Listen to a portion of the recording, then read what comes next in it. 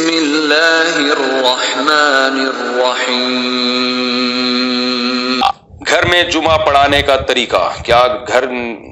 گھر میں نماز جمعہ پڑھایا جا سکتا ہے؟ اگر پڑھایا جا سکتا ہے تو اس کا طریقہ کار کیا ہے اور کتنے لوگ ہونے چاہیے؟ طلال صاحب لاہور سے۔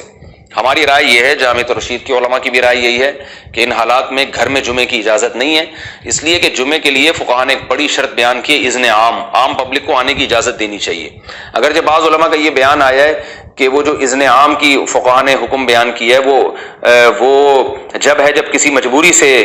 نہ روکا جائے، تو اگر کوئی کسی مجبوری سے لوگوں کو روک رہا ہے تو پھر وہ شرط کی مخالفت سے جمعہ جائز ہو جائے گا۔ تو گھر میں چونکہ محدود جگہ ہوتی ہے اس لیے روکا جاتا ہے، تو اس لیے اس میں جمعہ جائز ہوگا، لیکن یہ ہمارے رائے میں یہ دلیل صحیح نہیں ہے، اس لیے کہ فقہاء نے تو علی اطلاق ایک چیز بیان کی ہے، اور ظاہر ہے روکا جو لوگوں کو جائے گا تو کوئی نہ کوئی وجہ تو ہوگی نا، بلا وجہ تو کوئی بھی نہیں کسی کو روک سکتا۔ تو گھروں میں کیونکہ اذن عام نہیں ہوتا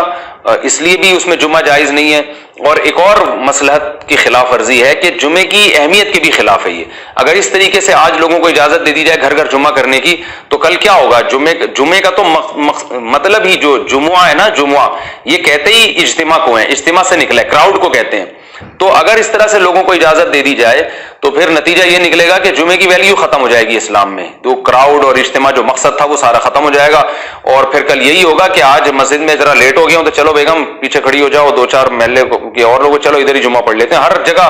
جمعہ ہو رہا ہوگا، تو یہ مصلحت کے بھی خلاف ہے۔ تو میں جو یہ بات کہہ رہا ہوں یہ حضرت مفتی تقی عثمانی صاحب کی رائے بھی یہی ہے، اور انہوں نے اسی پر بات کی ہے کہ ہم گھروں میں آج کل جو لاک ڈاؤن کی وجہ سے مسجدوں میں جو گورنمنٹ نے جمعے کو محدود کر دیا،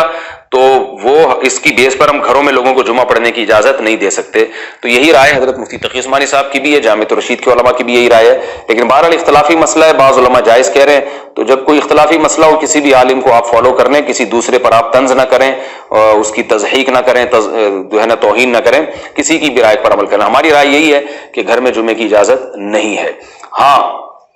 ایک اشکال ہوگا کہ پھر مسجد میں بھی تو اذن عام نہیں ہے، کہ حکومت نے کہا ہے کہ 5-6 آدمیوں سے زیادہ نہ ہو مسجد میں، تو یہ اگرچہ اذن عام نہیں ہے لیکن وہ گورنمنٹ نے چونکہ فیصلہ کیا ہے کہ مسجدوں میں جمعہ ہوگا، تو جو شرط اجتہادی ہوتی ہے نا وہ گورنمنٹ کے یعنی اذن سلطان کی وجہ سے وہ شرط پھر کل عدم ہو جاتی ہے، تو کیونکہ گورنمنٹ کا فیصلہ ہے تو گورنمنٹ کے فیصلے کی وجہ سے مسجد میں جمعے کی اجازت ہوگی۔ یہ ایک فقہی باریکیاں ہیں جو عام لوگ نہیں سمجھتے۔ خلاصہ یہی ہے،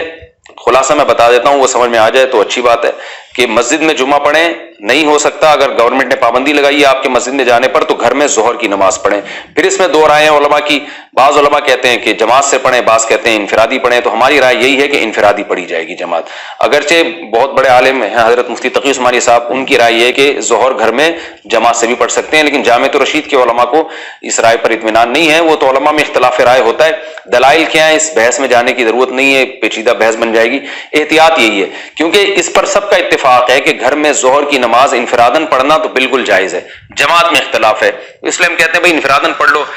جمعے کے دن گھر میں ظہر کی نماز، باقی جو گھر میں نمازیں پڑھیں گے وہ آپ جماعت ہی سے پڑھیں گے۔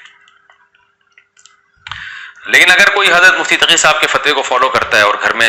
ظہر کی نماز جماعت سے پڑھ لیتا ہے تو وہ بھی اللہ کی رحمت سے امید ہے انشاءاللہ کہ ایک بڑے عالم کو فالو کر رہا ہے کوئی، لیکن جمعے کی نماز میں بہرحال ہمیں اطمینان نہیں ہے۔